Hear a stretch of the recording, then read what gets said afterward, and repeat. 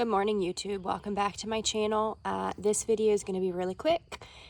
It's going to be really simple. I have planted some of my basil, my purple basil specifically, from seed this spring, and I'm just going to take a moment to show you how it's growing and to thin it and show some of the ones in my raised bed that are actually starting to flower and what I plan to do with those.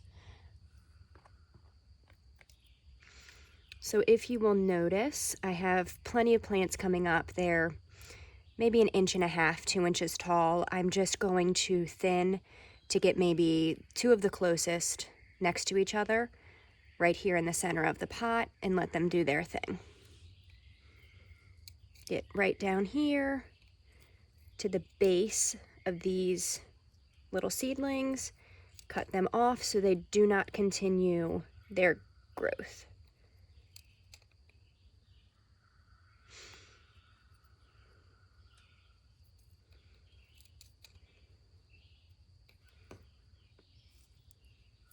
So those two look pretty good. I'm happy with that.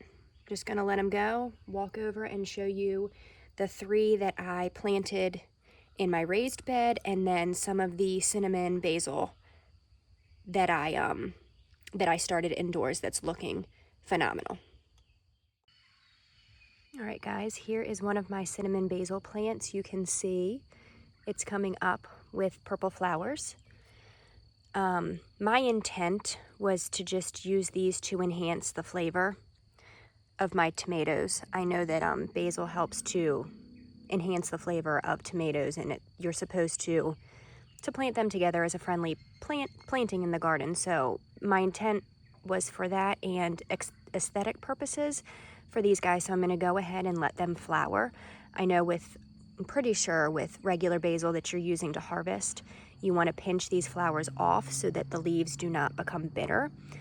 But like I said, not my intent with the cinnamon basil. I wasn't really going to use it for food purposes. So I'm just going to let that flower and do its thing and get bigger. I'm really excited to see how it looks. This one over here looks basically the same. Super proud that I kept these alive, and they really look like they're thriving and flourishing. And then these are the guys. These are the purple basils right here.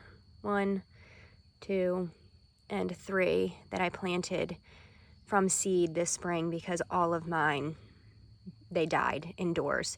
The ones I started, the ones that I got from the Amish died. They are, I don't know what I did, but they were really hard to keep alive. Seem to be doing much better just direct sowing in the ground this spring. So I'm going to go ahead and set my camera down, show you how I thin these guys out, and that will be it for this video. I'm going to thin these the same way that I did the one in the pot, but I'm going to go ahead, I think, and just use one per group because I do have them so closely spaced together.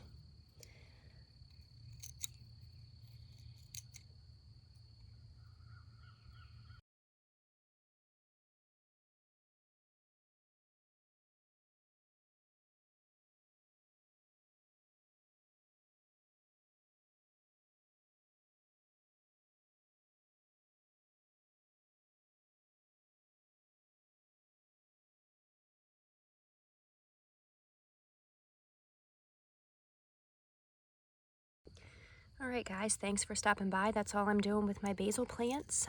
They should, I think, their growth should take off pretty quickly now that I have them not so crowded. I think I said in a previous video, these were the ones I was going to use for my pesto sauce if I decided to do a pesto. I think I will. I have an old recipe that I've done before. The color, I mean, it's basically just the color of these guys that throws you off. The flavor is just fine, at least what I've read, with the purple basils for using in a pesto like you would a regular, I guess, a sweet basil or something like that, your typical basil. So thanks for stopping by, and be on the lookout for more videos, quick videos of my tomato plants, my squash plants, and my cucumber plants. See you guys in my next video.